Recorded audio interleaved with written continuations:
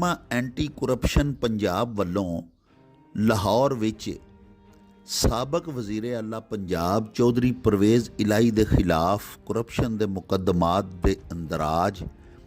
ਤੇ ਉਹਨਾਂ ਦੀ ਕੋਠੀ ਦੇ ਉੱਤੇ ਮੁਸੱਲਾ ਰੇਡ ਕਰਨ ਤੋਂ ਬਾਅਦ ਐਂਟੀ ਕਰਪਸ਼ਨ ਪੰਜਾਬ ਦਾ ਗੁਜਰਾਂਵਾਲਾ ਵਿੰਗ ਵੀ ਮੁਤਹਰਕ ਹੋ ਗਿਆ ਹੈ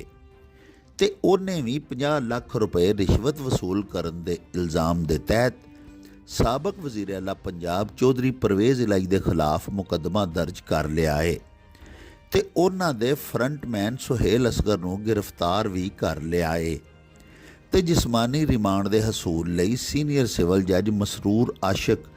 ਦੀ ਅਦਾਲਤ ਵਿੱਚ ਉਹਨਾਂ ਨੂੰ ਅੱਜ ਪੇਸ਼ ਵੀ ਕੀਤਾ ਗਿਆ। याद रहे कि 27 अप्रैल 2023 ਨੂੰ थाना हैडकुआर्टरस एंटी करप्शन गुजरांवाला विच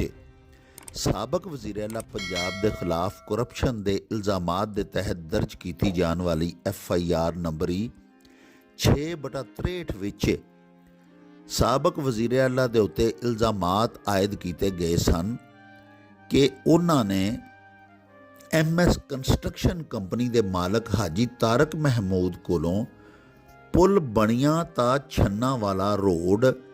बरास्ता दरिया व कसाना दी बहाली का ठेका अपने फ्रंटमैन सुहेल असगर की वसातत नाल दिता ते मुबैना तौर पर अपने फ्रंटमैन राही 50 लाख रुपए रिश्वत भी वसूल की। मज़कूरा सड़क नामुकम्मल सी ते मैटीरियल भी गैर मियारी इस्तेमाल किया गया होया सी, लेकिन ठेकेदार की परफॉर्मेंस चैक कीतों बिना ही गैर कानूनी तौर पर ठेकेदार नूं बैंक गारंटी भी परता दी गई। इस करप्शन विच साबक वज़ीर आला तो अड महकमा हाईवेज़ के अफसरान ते अहलकारान भी मुलवस सन। फाजल अदालत ने एंटी करप्शन के तफ्तीशी अफसर के इल्ज़ामात ते मुलजम के वकाला के दलाइल सुने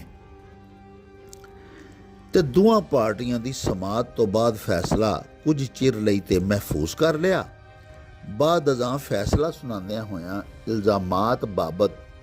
अदम सबूतां दी बिना ते मुलजम नूं रिहा कर दिता। ताहम एंटी करप्शन हुकाम बारे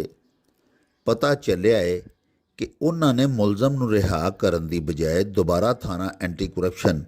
दे विच मुंतकिल कर दिता है, जिथे मुबैना तौर पर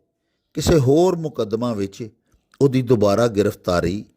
पा लई जावेगी।